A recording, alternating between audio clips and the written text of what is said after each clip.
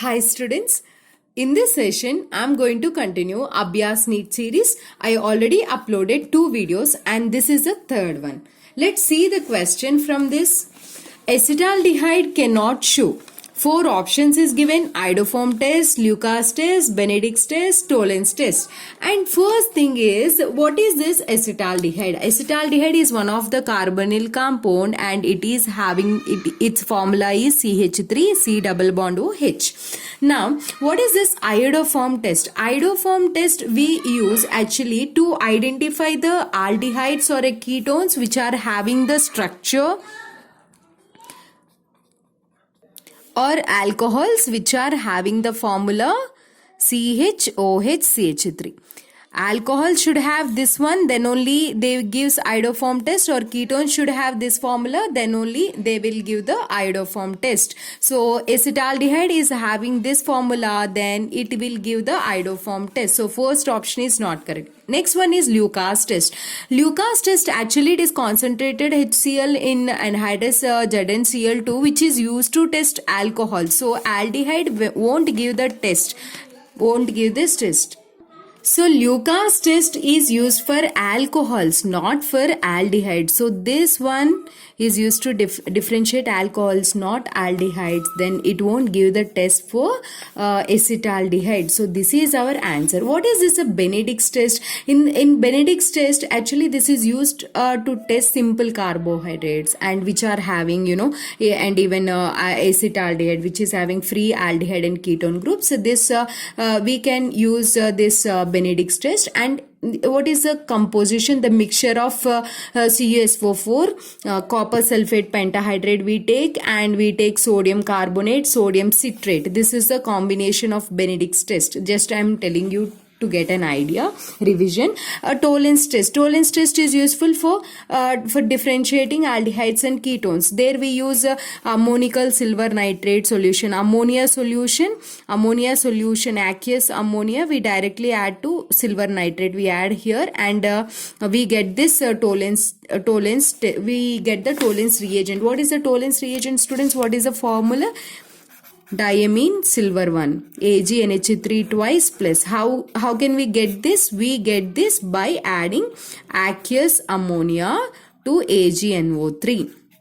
And this is used to differentiate aldehydes and ketones. Aldehydes forms a silver mirrors to the test tube. This is also called a silver mirror test. So this is also acetaldehyde gives this Tollens test, Benedict's test and iodoform test, whereas Lucas test is only given by alcohols, not aldehydes. This is our answer. See the next question. Which of the following statements is false? There are 4 statements. You need to identify which one is a false. Let us see the first statement. Increase of pressure of a gas causes the amount of adsorption to increase. So if you increase the pressure, amount of adsorption increases. What is the formula? Actually, as per Freundlich adsorption isotherm, X by M is proportional to P. P is proportional to X by. If you increase the pressure, extent of adsorption increases. X by M is extent of adsorption. Extent of adsorption increases. Extent of adsorption increases. So here, if you increase the pressure, extent of adsorption increases. So this is a correct statement, but they are asking wrong statement. Increase of temperature may increase or decrease the amount of adsorption. One time recollect the physisorption graph, X by M versus pressure or temperature. How you get the graph like this. In case of chemisorption, how you will get the graph? First it increases, it decreases. So increase of temperature. If you increase the temperature in physisorption case, the molecules just in a physisorption, if you remember, the bond between the molecule and the surface is a weak. If you give some amount of energy, then the bond breaks and molecules go away from the surface, so that adsorption decreases. That's why graph comes like this. But in case of chemisorption, if you remember, the bond between the surface and the molecule is a strong bond, and actually to initiate a reaction, to form a bond, initially we need to give some amount of energy. Once we give some amount of energy, bond will form, molecules comes and stick to the surface, and extent of adsorption increases. Once after giving that,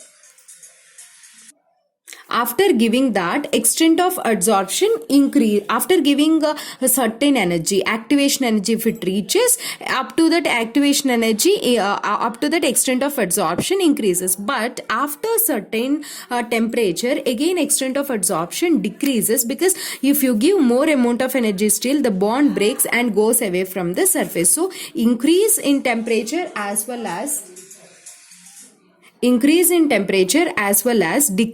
temperature both causes the changes in amount of adsorption.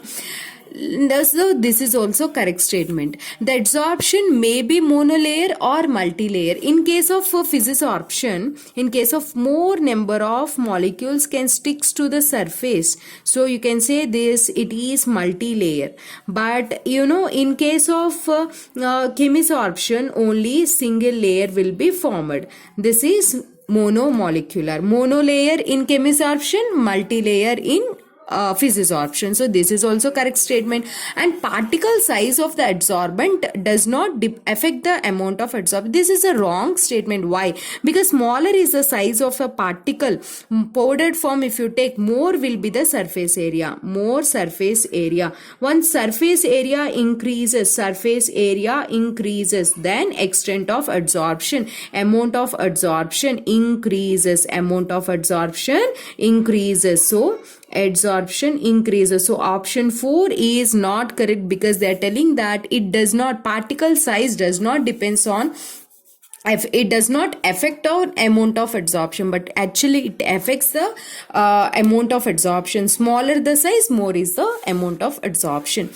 See the next question. Equal volumes of monoatomic and diatomic gases are taken at same temperature and pressure. We are having monoatomic as well as diatomic at a same pressure and temperature. They are asking us to find the adiabatic exponents of the gases. So what is the formula to find this adiabatic exponents? I will tell you a simple trick, because if I go through more depth of a concept, it consumes so much time. So I will give you the trick in the short duration. You can use this trick to calculate the extent of adsorption. What is that trick? The formula to find the adiabatic exponent gamma equal to F plus 2 by F. F plus 2 by F. What is this F here? F here is degrees of freedom. What, students, here? Degrees of freedom. Number of degrees of freedom. That's it. This formula is enough. And the number you have to remember is 3, 5, 6. You need to remember. Here 4 is missed. Just go through that. 3, 4, 5, 6. In a sequence, 4 is missed. 3, 5, 6. What is this 3? 3 is for degrees of freedom, F value for monoatomic gas. What is this? This is for monoatomic gas. Degrees of freedom, how much, students? 3. And for diatomic gas, degrees of freedom will be how much? Not only diatomic gas, you can say linear polyatomic molecules.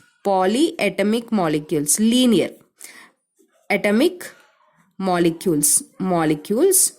And 6 is for non-linear polyatomic molecules. Sometimes they will say directly as a monoatomic gas and all. Sometimes they will give examples like helium, neon are monoatomic gases, and diatomic gases like Cl2, H2 and all. And linear polyatomic gases like CO2. Non-linear polyatomic gases means you can take ammonia, SO2 and all, non-linear polyatomic gases. So what you should do? Gamma equal to, here they are asking monoatomic, so monoatomic degree of freedom is 3 plus, trick is 3 plus 2 by 3. Then it will be 5 by 3. Name it as gamma 1.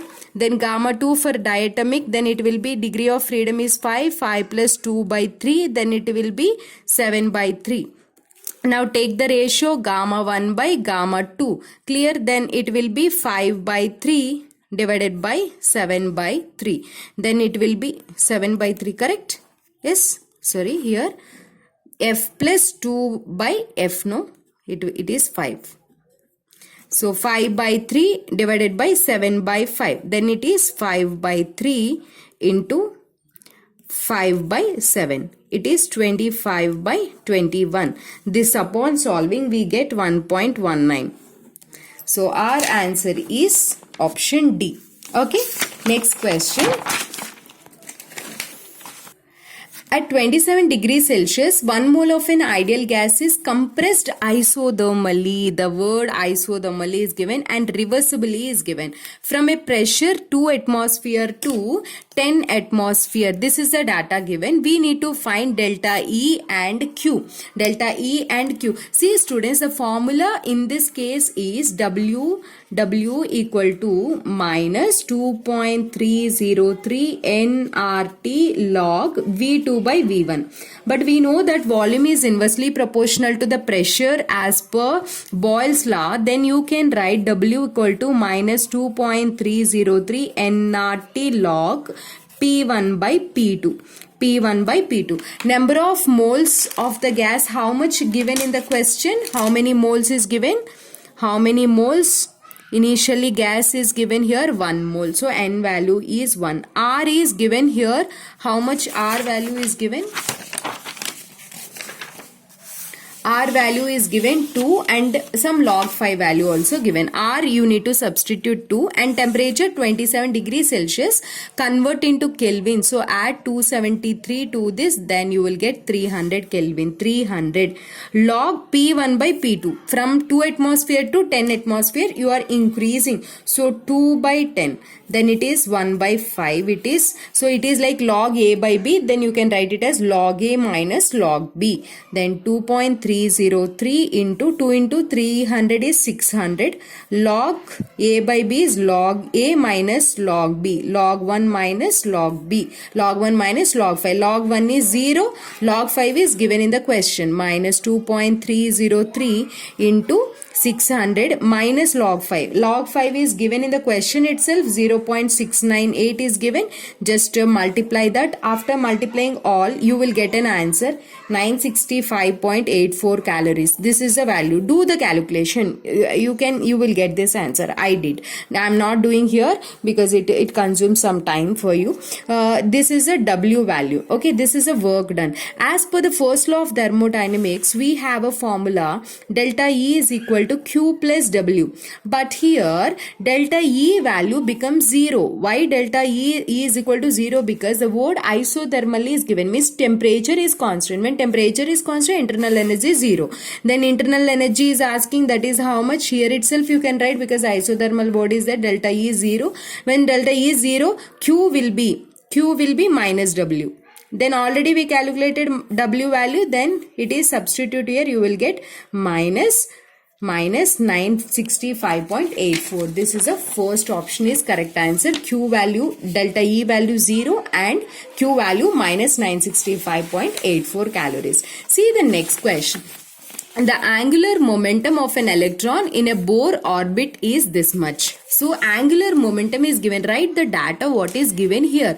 MVR is equal to NH by 2 pi. Here angular momentum. Here nucleus is there and here an orbit is there. Electron is revolving with an angular momentum. How much? 3.1652 into 10 power of minus 34 kg meter square per second. So here I will substitute 3.1652 into 10 power of minus 34. N into H value I know 6.626 into 10 power of minus 34. 2 into 22 by 7 is a pi value. Substitute all the values and calculate here n value, students. We will get around 2.99. This is approximately 3. Means electron is present in the third orbit. That's the data we can get when angular momentum is given. But they are not asking us to find the electron where it is present. They are asking us what is the wave number in terms of Rydberg constant of the spectral line when an electron is falling from certain level to first excited state. So here electron is jumping from some level to n equal to first excited state. First excited state means you should not substitute n value 1, because if n is equal to 1, this is a ground level. If electron jumps to the first level, excites to the first level, that is a first excited state, n is equal to 2. If electron jumps to the second excited state, n is equal to 3. So first excited state is n is equal to 2, second excited state is n is equal to 3. Keep this point in mind. And here n value we got 3. What is the n value? 3 means from this level to this level electron is jumping. Then now find the wave number. Nu bar equal to RH into Z square into 1 by N1 square minus 1 by N2 square. Rydberg constant R I am taking because in option simply R is given, and Z, helium molecule is given, helium ion is given. Atomic number for helium is 2, so 2 square into 1 by, what is the ground level? First excited state means n is equal to 2, and n2, from which level electron is jumping? N equal to 3 we got. From where we got this 3? From this angular momentum data we got 3. So 3 square, substitute that, then R into 4 into 1 by 4 minus 1 by 9. Then you can 4R into, take LCM, 36 we get, no, 36, 9 minus 4, then it will be 4R into 5 by 4 will be cancelled, right? 4 will be cancelled here. Then we'll be having 5R by 9 is the answer. What is the answer here? 5R by 9, second option. Clear? See the next question. In a planar tetraatomic molecule PQ3, see it is, I'm taking little more time in this Abhyas series because you have to understand the question properly when you are doing these problems. Okay, so taking some time, don't worry, go through, spend some time and solve these questions. In a planar tetraatomic molecule PQ3 is there, PQ3, and P is at the center of the equivalent triangle formed by the atoms Q. So the given data is equivalent triangle and Q atoms are present and P is at the center. So you can draw the 3 spheres like this, and here P atom is at center and 3 Q atoms are present. These are 3 Q atoms. 3 Q atoms, these are 3 Q atoms, and this is the center atom, this is P atom. Okay, and if the distance between the P and the Q, from here to here the distance is given 2 angstroms, and they're asking us to find this distance. Okay, they're asking us to find this distance and they given the distance from here to here. Now observe carefully, in these spheres, this is a small sphere, this radius is small r and this radius is capital R. This is small r, this is capital R. Radius of larger sphere. From here to here, this is the radius of larger sphere. Okay, fine. Now, actually, this is a question from solid state. If you remember the limiting radius ratio rule, small r by capital R is equal to 0.155 angstroms. So this is a radius ratio rule. See, this is for triangular voids.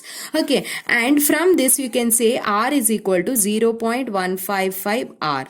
And in the question, they given that the distance between a P and Q. So small r is the distance from center of this void small r and the larger atom. 3 atoms are there, between void is there. That void only P atom. So this is a smaller atom R and this is a capital. Small r plus capital R is equal to 2 angstroms given in the question. But smaller value we already know that you substitute here 0.155 R plus R is equal to 2 angstroms.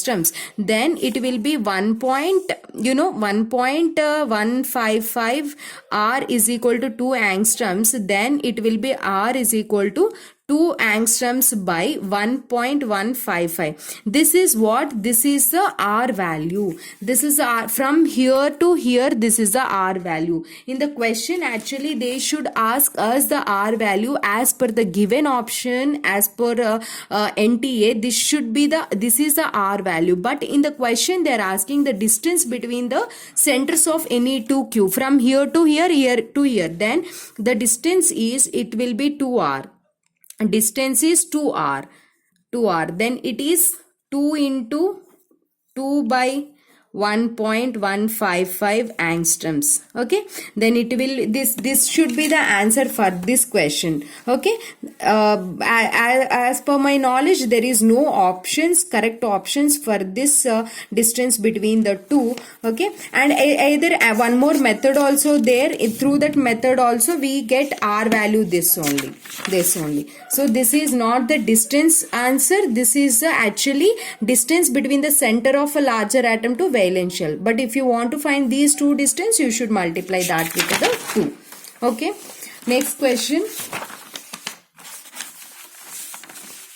The factor of delta G values is important in metallurgy. The delta G values for the 3 reactions is given, students. I'll tell you a simple trick to solve these questions. It will save you time really. Ma'am, you are taking more time. How can we take a less time? This is a practice session, so I am taking some time for explanation. But once you practice for solving, it will take very less time. Let us take this reaction. Delta G is x1. This is x2. This is x3. That's it. x1, x2, x3.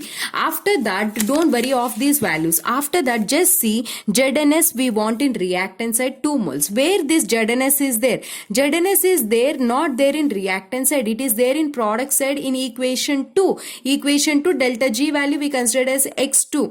Okay. But here we want in product side. So take that value as minus x2 because it is x2. But we want that product side 1 into reactant side. So I am taking it as minus x2. Next, I want oxygen. Here 2 reactions, oxygen is there, so I won't consider that. And ZnO is there. ZnO here it is there in product side. I also want in product side, so directly take x3. And SO2, 2SO2. Here 2 is there, that's why. 2SO2. Here also 2SO. We want 2SO2 in product side. Here also there in product side, so directly take x1. Add x1. Whenever the substance we want in reactant side, if it is there in reactant side, directly take it as x1, x2 or x3. If it is there in product side but we want in reactant side, means put just minus to that. That's it. Now minus x2 means x2 value is delta G is an additive property. You can add all this to get the final expression, correct? So x2 value is minus 293. So minus x2 value, minus of minus, it will be 293 plus x3. X3 value directly you can add. How much it is? Minus 480.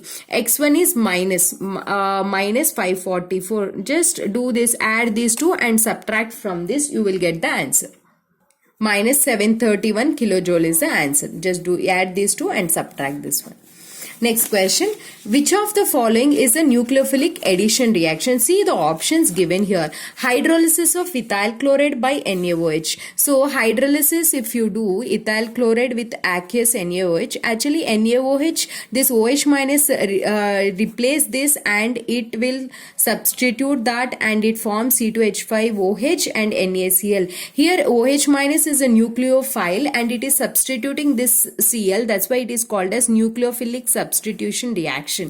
And next one is, so this is not a nucleophilic addition reaction. So first option is incorrect. Next, purification of acetaldehyde by NaCO3. Yes, correct. Because NaCO3, sodium bisulfides, we use generally for aldehydes and ketones purification. Because when you take any aldehyde or ketone, when you add this sodium hydrogen sulfate, it will react with that. Actually, first NaCO3 dissociates Na plus and HSO3 minus.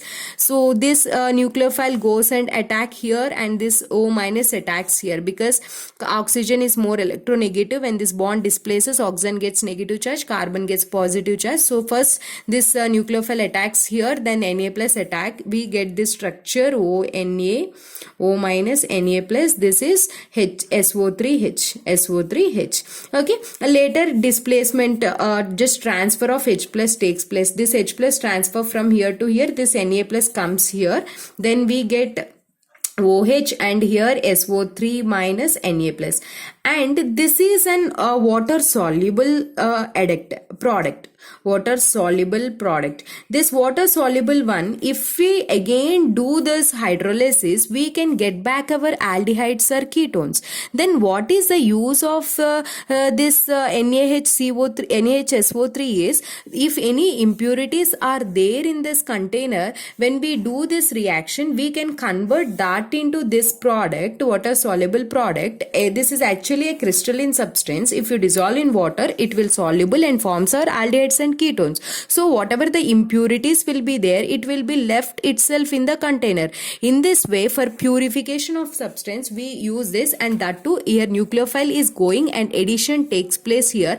That's why it is called as nucleophilic addition reaction. Second option is correct. And alkylation of anisole is an anisole means a benzene ring with OCH3. If you do any alkylation like CH3Cl, if you add, we get ortho and para products. We get ortho and para products, and this is an electrophilic.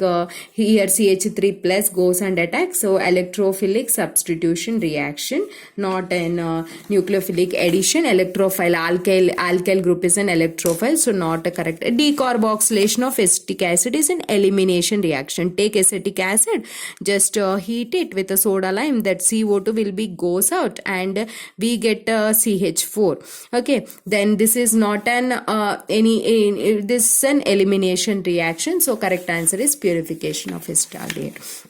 See the next one.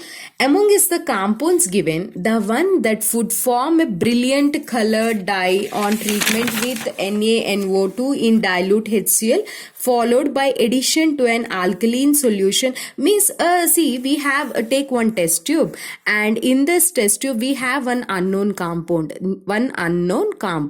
and to this unknown compound, if we add NaNO2 in HCl, whenever we add this NaNO2 in HCl at around in ice bath and all, we get a HNO2, nitrous acid. This unknown compound, if it reacts with this nitrous acid and it releases some gas out, if it releases some gas out, we can say that it is an primary aliphatic amine. What is that? Primary aliphatic amine. If it is not releasing any gas, no gas it is releasing, further if you add a condition like any beta naphthol, for example, you are adding beta naphthol, then if you get an yellow orange dye color, if you get orange dye, if you get, then you can say that it is an primary aromatic amine. If you didn't get this yellow color, further you can do other tests. So here you are adding beta naphthol and you are getting the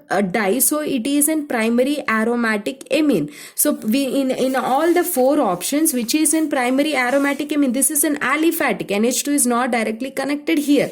Here NH2 is directly connected, so this is a aromatic amine. And why in this case gas comes out, students? Because when you are taking aliphatic amine, when you are adding HNO2, NaNO2 in HCl, because HNO2 is unstable, and at these conditions, first it forms diazonium salt like this, but this is highly unstable and this nitrogen comes out, this nitrogen gas comes out. If nitrogen gas comes out, you can say that it is aliphatic. But in this case, if our group is an phenyl group, here we get benzene diazonium salt, but this is a stable one. This is a stable one. Further, this, if you add any beta naphthol to this, what is beta naphthol? This is beta naphthol. Okay, once we add beta naphthol, then you get this product, and this product, it is yellow and orange color. Like this, we get this product. One product we get. This is yellow orange dye. So our answer is option C, because it is primary aromatic amine. And last question. The calculated value of magnetic moment of Fe3 plus is given. So Fe ion in +3 state is given. So ion atomic number, first you have to write 26. Its electronic configuration is organ 3d6 4s2. Remove 3 electrons, 2 from here, 1 from here. Then it will be 5 electrons in a D. Once 5 electrons are there, just fill as per Hund's rule 1, 2, 3, 4, 5. Number of single electrons, unpaired electrons are 5. Once you get the number of unpaired electrons, then the formula, what is the formula to calculate the magnetic moment? Mu is equal to square root of n into n plus 2 Bohr magnetons. This is the unit. Substitute this 5 here, then we get 5 into 5 plus 2. Then it is root 35. And root 35 solve it, you will get 5 point. Simple trick is whatever the number of unpaired electrons, option will be in the same one, 5.92. Because here if you get 4 means answer around 4 only you will get. If 3 unpaired electrons, 3 only. And one more trick I'll tell you, it is crossing time, but I will tell you one more trick also. Scandium, titanium, vanadium, chromium, manganese, iron, cobalt, nickel, copper, zinc. Like this we have elements. Suppose you forgot the electronic configuration, just you start from 3, 4, 5, 6, 7, 8, 9, 10, 11, 12, like this numbers you give. And for example, they're asking for iron. Iron is 8. Okay, 8. You are getting 8. From 8, it is in plus 3 state. So you have to remove how many? 8 minus 3, then it is 5. Then fill the electrons. If they are asking for vanadium 2 plus, then what is the number? It is 5. So 5 minus 2, then it will be 3. Like that. Generally, you will be knowing the electronic configuration. If not, from 3 to 12 you can write and you can do. I hope this video is useful for you. Practice all the questions. My name is Komali. I am your chemistry mentor. I thank you so much for watching. Prepare well.